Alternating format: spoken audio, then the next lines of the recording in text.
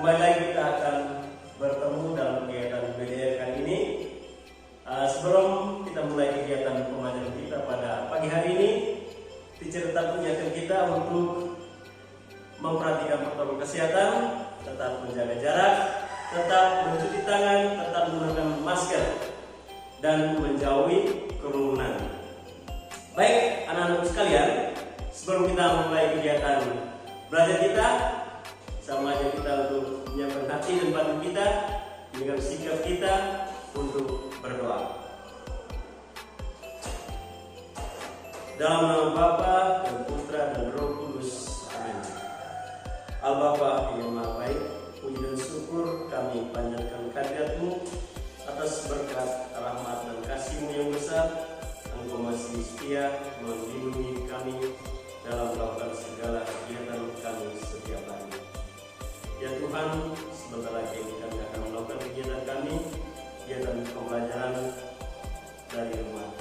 Kami mohon bimbingan-Mu, penyertaan-Mu, unsur khusus atas kami, anak-anak-Mu, sehingga apa yang kami dengarkan, apa yang kami lihat pada kesempatan ini dapat berguna bagi diri kami masing-masing. Semua dari Bapa kami sampaikan kepadamu dengan perintahan Kristus Tuhan kami. Amin.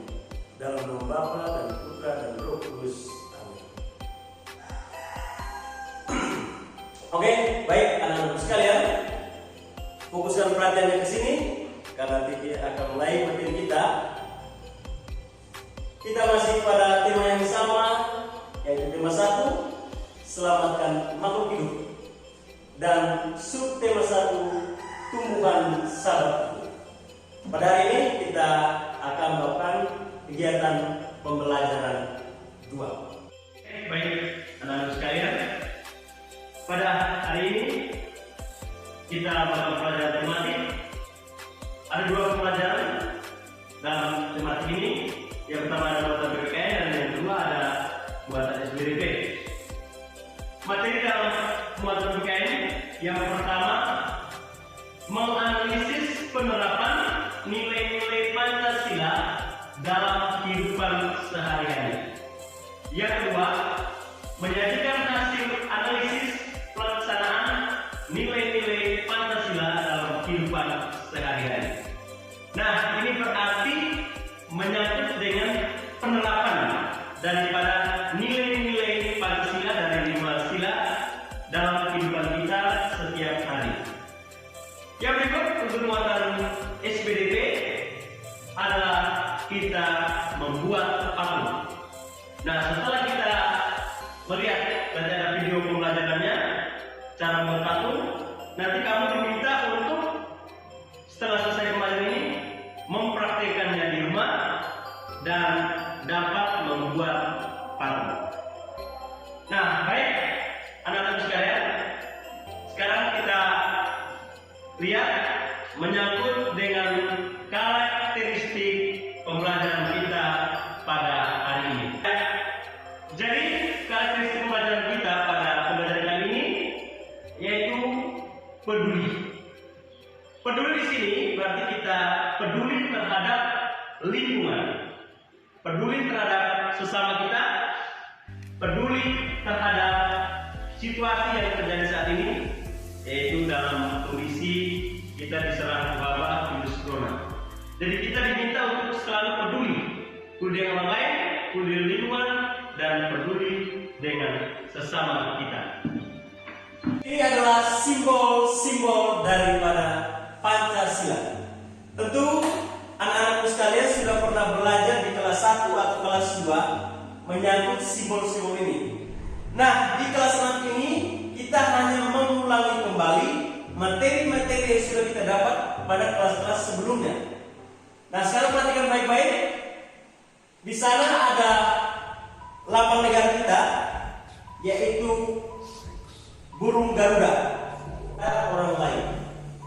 Dan terakhir, bersyukuri segala yang ada di alam semesta yang merupakan anugerah Tuhan Yang Maha Esa. Nah, ini adalah nilai-nilai luhur yang ada pada sila pertama, yaitu ketuhanan Yang Maha Esa. Dan ini semua sudah diatur di dalam pembukaan Undang-Undang Dasar tahun 1945. Dan ada pasal yang mengatur tentang ini, yaitu pasal 29 ayat 1 dan ayat 2. Di mana pasal 3 ayat 1 itu berbunyi negara berdasarkan atas ketuhanan yang Maha Esa. Sedangkan 29 ayat 2 itu negara mengakui, ya, memberikan wewenang kepada kita untuk mengimani atau memeluk agama sesuai dengan kepercayaan dan keyakinan kita masing-masing. Nah, dari ini merupakan nilai-nilai luhur sila pertama Pancasila. Ya, baik. Yang berikut kita lihat. Nah, penerapan dalam hal ini adalah apa yang mau kita lakukan di dalam kehidupan kita setiap hari berdasarkan nilai-nilai yang ada tadi. Ya, kita melakukan di sekolah atau di rumah maupun di lingkungan masyarakat kita. Bertemu dengan orang yang lebih tua atau guru atau siapapun.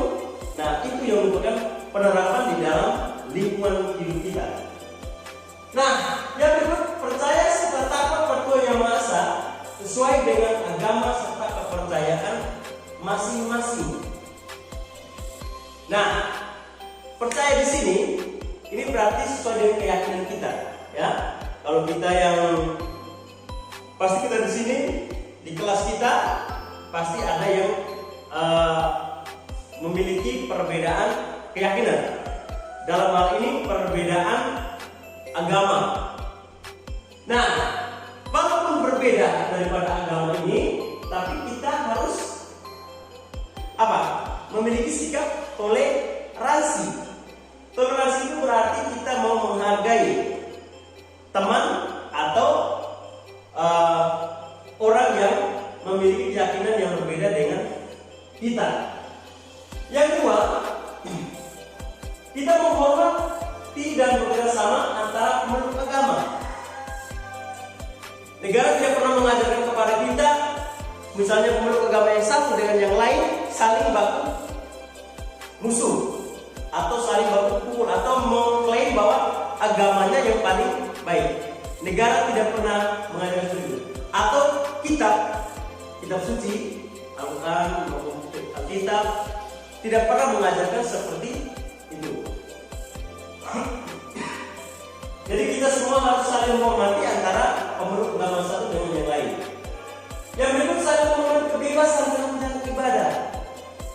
Misalnya ada teman kita yang beragama lain sedang melakukan ibadah, itu kita tidak boleh mengganggu, ya, atau kita menjelek-jelekannya, atau kamu punya cara beribadah paling baik, kamu yang paling buruk.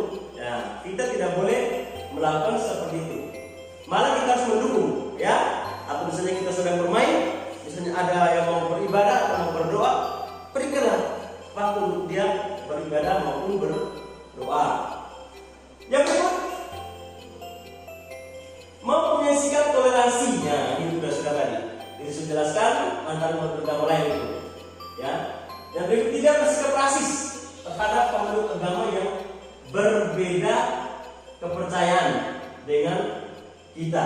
Nah, rasis itu maksudnya menganggap bahwa agamanya itu yang paling baik. Nah, itu tidak boleh. Yang kedua, yang berikut, menyayangi binatang, lalu merawat tumbuh-tumbuhan serta selalu menjaga kebersihan dan lainnya. Nah, mengapa demikian? Karena tumbuh-tumbuhan maupun hewan ini merupakan makhluk ciptaan Tuhan. Dan tugas kita sebagai makhluk ciptaan Tuhan saling menyayangi, merawat, ya. Apalagi kita ini semua ciptaan Tuhan. Walaupun kita manusia itu adalah makhluk yang paling mulia, tapi bukan berarti tumbuhan dengan binatang itu bukan ciptaan Tuhan. Tapi kita mempunyai akal budi, kita punya naluri, jadi kita harus merawat tumbuhan dan juga binatang, karena mereka adalah makhluk hidup sama seperti kita. Baik, yang berikut kita lihat nilai-nilai luhur sila yang kedua. Nah, sebelum kita melihat nilai luhur, kita harus tahu dulu bunyi daripada sila yang kedua itu sendiri. Nah, sila yang kedua ini bunyinya kemanusiaan yang adil dan beradab. Nah, sekarang kita lihat sudah nilai-nilai yang terkandung di dalam sila yang kedua. Yang pertama, setiap orang memiliki hak yang sama dalam hal agama, hukum, masyarakat, kesehatan, dan perlindungan. Jadi tanpa pandang bulu, dari Sabang sampai Merauke kita memiliki hak yang sama. Tidak ada yang istilahnya kau kulit hitam, kau kulit putih sendiri, tidak ada. Kita memiliki hak yang sama, hukum, agama, masyarakat, kesehatan, dan perlindungan. Nah, yang kedua, tidak boleh membedakan manusia berdasarkan warna kulit. Nah, tadi disediakan warna kulit, mau hitam mau putih, tidak boleh. Lalu ekonomi, misalnya dia ini yang ekonominya lembut atau ekonominya bagus, tidak boleh. Lalu suku, jadi suku yang itu yang paling baik, rasis tadi. Nah, lalu yang berikut pendidikan, atau dia ini yang pendidikan bagus. Oh, sana, kamu sini ya, boleh. Itu sangat dilarang. Dan tempat tinggal. Nah, atau misalnya, oh si A ini rumah buruk, oh si B ini rumah bagus, ya tidak boleh. Jadi kita semua itu adalah sama. Tidak boleh membedakan manusia berdasarkan warna kulit, ekonomi, suku, pendidikan, tempat tinggal. Yang berikut kita lihat, memiliki sikap tenggang rasa. Dan yang berikut, menjunjung tinggi nilai kemanusiaan. Berarti ini menghargai dan menghormati antara sesama manusia. Berani membela kebenaran dan keadilan. Ya, kalau memang dia benar, ya benar. Ya salah, salah. Ya, tidak boleh kita siapa yang salah kita benarkan. Itu tidak boleh. Jadi harus bertindak adil. Nah, bila orang yang benar, nah itu yang harus kita bilang. Ya, yang salah itu tetap salah. Nah, orang yang salah itu otomatis harus diberikan hukuman. Ya. Lalu yang berikut, mengembangkan sikap saling mencintai sesama manusia. Nah, apalagi kita ini mencintai Tuhan yang paling mulia, berarti antara sesama kita harus saling mencintai. Antara si A dan si B harus saling mencintai. Tidak boleh tadi memandang yang namanya suku, lalu agama, warna kulit, ekonomi, pendidikan, dan lain sebagainya. Itu tidak boleh, tidak dibenarkan di dalam undang-undang kita.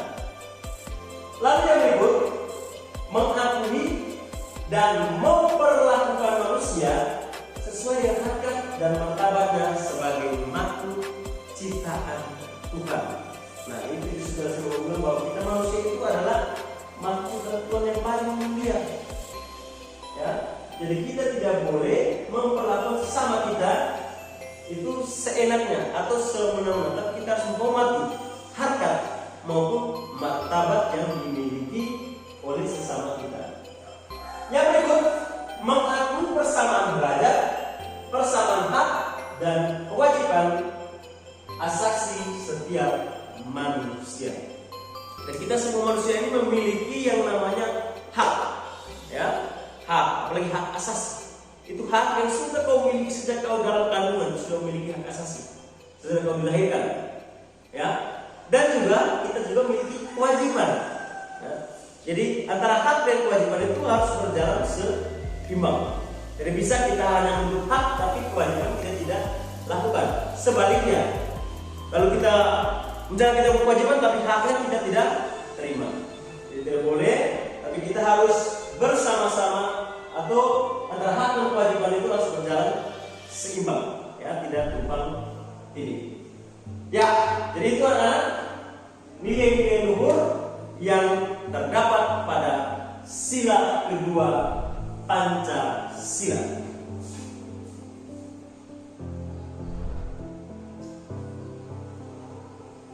Nah, yang berikut kita lihat penerapannya dalam kehidupan sehari-hari menyangkut dengan sila kedua ini. Nah, penerapan di sini dimaksud bahwa apa hal yang kita lakukan baik di lingkungan rumah, lingkungan masyarakat maupun di lingkungan sekolah, dimanapun kita berada. Penerapan yang paling pertama yaitu kita tidak boleh membeda-bedakan manusia berdasarkan suku, agama, lalu warna kulit, tingkat ekonomi maupun tingkat pendidikan. Nah, yang berikut kita harus menyadari bahwa kita itu diciptakan sama oleh Tuhan, ya, membela kebenaran dan keadilan. Lalu yang berikut, sebagai manusia kita harus menyadari bahwa kita itu memiliki hak dan kewajiban yang sama. Tidak melakukan diskriminatif. Diskriminatif di sini adalah melakukan tindakan kekerasan, menekan kaum lemah. Itu tidak boleh. Ya. Lalu yang berikut, menghormati hak orang lain. Nah, di sini misalnya barang orang yaitu orang punya milik. Kalau kita mau mengingininya, sebaiknya kita meminjam atau meminta. Tidak boleh kita mengambilnya secara diam-diam. Ya, misalnya di sekolah, ketika kita tidak mempunyai tinggi atau berkoin, sebaiknya sikap kita adalah meminjamkannya. Ya, meminjam. Nah, kalau orang itu beri, nah kita ucapkan terima kasih bahwa dia sudah memberi kita berkoin, sudah membantu kita. Jangan kita diam-diam mengambil barang itu, berarti kita dikatakan sebagai seorang pencuri. Nah, itu. Dia harus menghormati hak orang lain. Yang berikut, bersikap adil, ya, tidak semena-mena. Dan yang berikut lagi, selalu bersikap sopan dan santun. Sopan dan santun di sini bisa kita bertemu dengan orang yang lebih tua dari kita, ya, itu kita harus salam, memberikan selamat. Atau misalnya ada orang tua yang sedang duduk di jalan, kita mau jalan, permisi, ya. Nah, itu kita sudah menunjukkan bahwa kita itu memiliki etika, ya, sopan dan santun. Yang berikut, saling menghargai pendapat. Nah, ketika melakukan diskusi, sebaiknya kita mendengarkan ketika orang lain sedang berbicara. Jangan menyela pembicaraan orang lain atau pembicaraan teman atau pembicaraan bapak atau mama di rumah. Kita mendengarkan dulu. Setelah kita mendengarkan, lalu baru kita memberikan pendapat. Ya, jangan misalnya di rumah pak mama satu kata, satu kalimat kita belajar kata-kata. Itu hal yang tidak baik. Kita harus menghargai pendapat, ya, orang lain, pendapat orang tua kita. Yang berikut, ya, lebih baik karena aku sekalian, dalam menerapkan nilai-nilai Pancasila tadi, baik sila pertama maupun sila yang kedua, sudah lihat tadi nilai-nilai lalu penerapannya dalam kehidupan kita setiap hari, itu selalu berhubungan dengan hati dan perasaan kita, ya, selalu berhubungan dengan hati dan perasaan kita. Nah, begitu juga kita dalam membuat patung, ya. Ketika kita membuat patung, pasti kita membutuhkan yang namanya hati dan perasaan kita. Lalu kita memainkan kita punya imajinasi. Nah, itu. Jadi baik buruknya patung tersebut tergantung kita punya hati dan perasaan serta imajinasi yang kita gunakan dalam membuat patung tersebut. Nah, kita lihat yang paling pertama itu adalah jenis dan bahan dalam membuat patung. Kita tahu dulu apa itu patung. Nah, patung merupakan suatu karya seni yang dibuat manusia berbentuk 3 dimensi. Jadi suatu karya seni yang dibuat oleh manusia dalam bentuk atau berbentuk 3 dimensi. Itu definisi atau arti daripada patung. Nah, ada 2 jenis patung.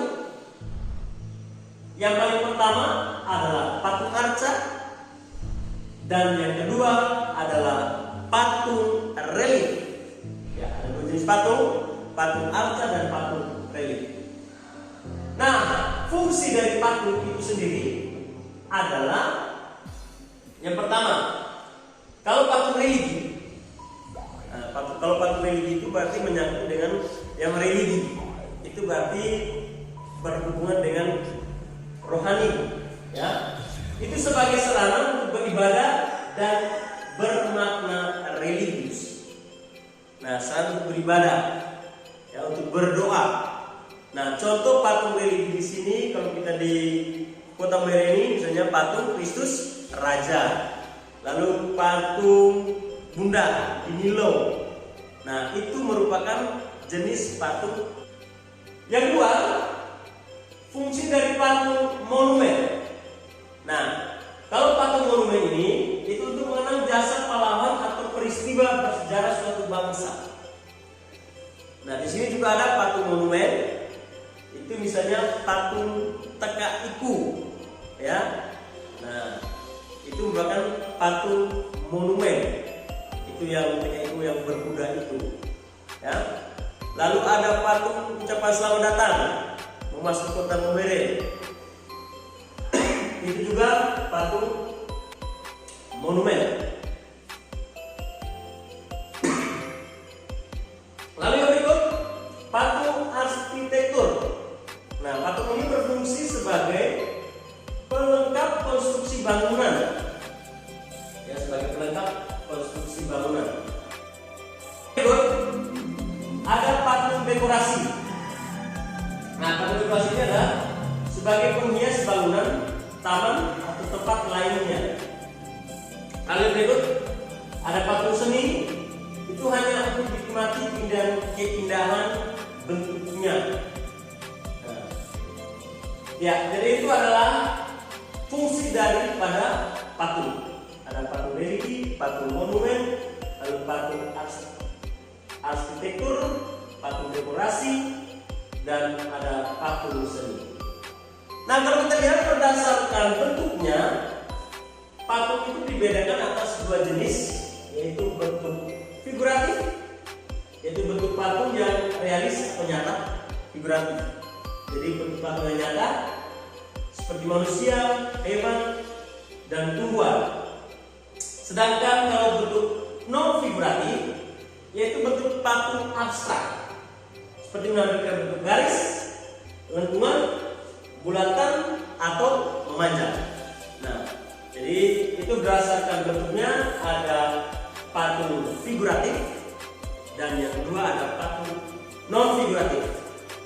Jadi itu. Nah, sekarang kita lihat gambar di slide ini. Itu contoh patung arca dan relief. Ya, kita bisa lihat bersama contoh patung arca itu ada di slide, dan yang ini adalah contoh patung relief. Ya, itu contoh-contoh daripada patung.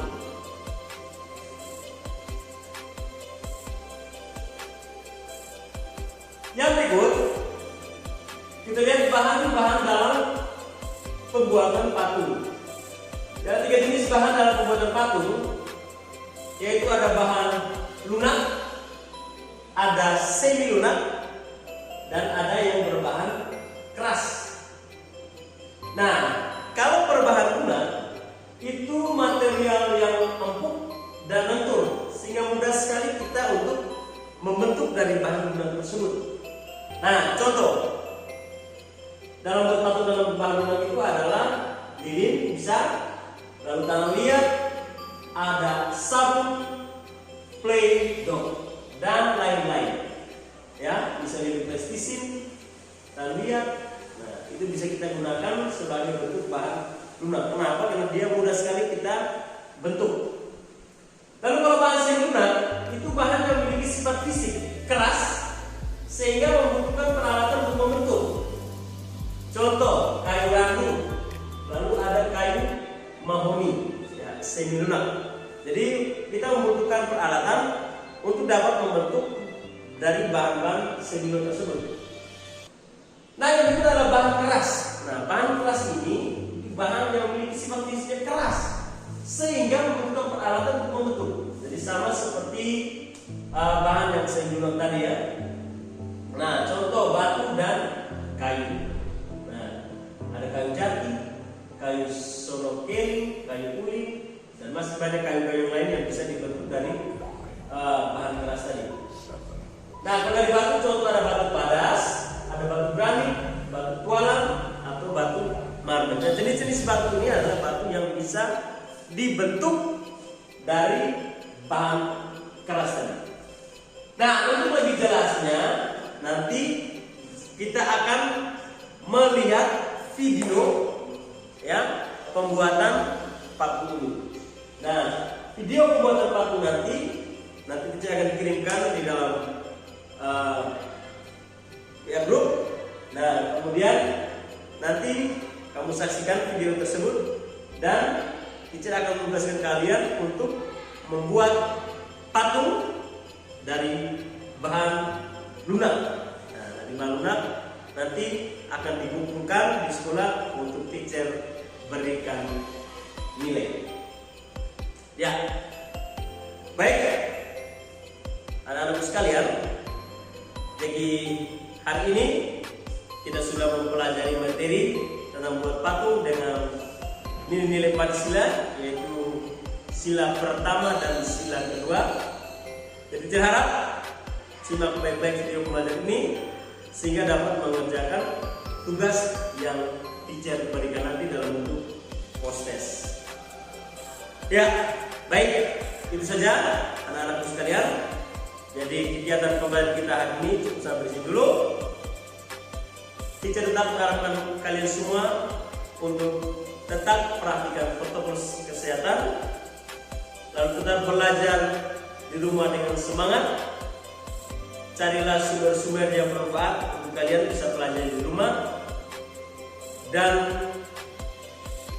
sebelum kita menutupi kegiatan pembelajaran kita hari ini, kita akhiri dengan doa.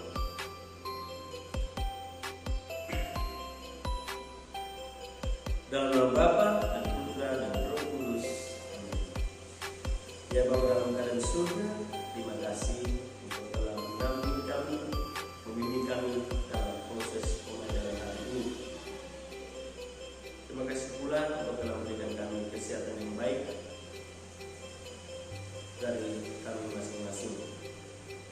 Kami mohon kepadamu kiranya apa yang sudah kami dengarkan pada hari ini, apa kami lihat dan sudah baca, dan bermanfaat bagi kami masing-masing.